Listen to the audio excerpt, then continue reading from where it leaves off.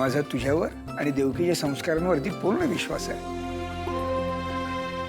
त्यामुळे एमिनेनचा chief operating officer तूच, COO ठरला आमचं. पण हा निर्णय आम्हाला मान्य नाहीये.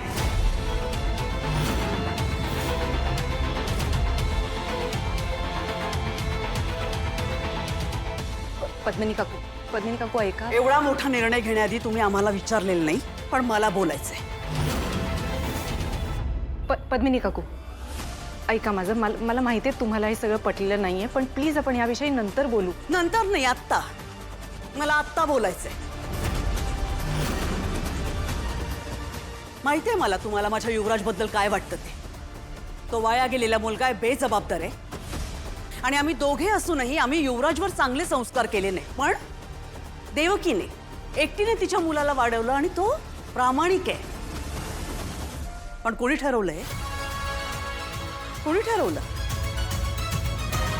कौशिकी, तुला तर सगळ्याच गोष्टी चांगल्या क्वालिटीच्या लागतात. आपल्या घरातला डाळ तांदूळ सुद्धा अगदी पारखून घेतेस तू. कुठल्याही वस्तूवर डाग लागलेला चालत नाही तुला.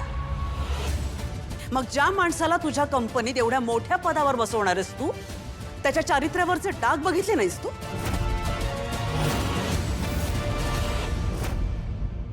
काय काय म्हणजे काय म्हणायचंय काय तुला पद्मिनी? विचारा ना, विचारा तुमच्या लाडक्या लेकाला त्याने कुठे तोंड काळं केलंय ते. मी काकू काय झालंय? हो, असं का बोलताय? आणि आपल्याला सगळ्यांना माहितीये केदार असं काही चुकीचं नाही वागू शकत. ओ रिअली तारिणी, माझ्या युवीचे कारनामे जगाला ओरडून ओरडून सांगायचे असतात ना तुला, आणि आता तुझ्या नवऱ्याची वेळ आली तेव्हा घाबरलीस? अगं कळू दे ना सगळ्यांना तो बाहेर काय करतो ते. इनफॅक्ट तुला पण. अगं चीट करतोय तो तुला. निशी काय बोलतीयस तू?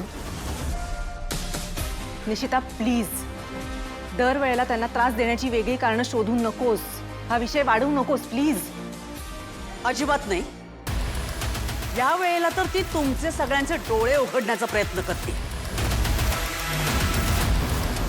पद्मिनी काकू तुम्हाला निशिता माहितीये.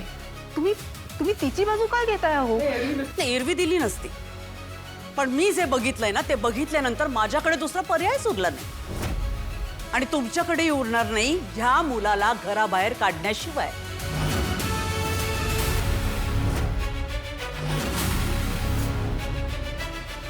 असं काय केलंय मी? लाज नाही वाटत असा खोटेपणा करायला? बरं विचारतोस तोंड वर करून काय केलंयस म्हणून? दाखव तुझा फोन. काय झालंय काय पण? या बघा.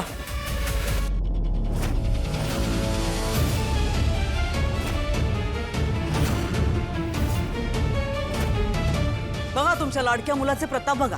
काय आहे पण फोन मध्ये? बघू द्या काका. काय?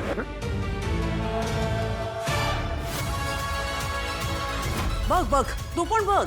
तुझ्या लाडक्या भावाचे प्रताप तूही बघ. तारिणी बघ बघ.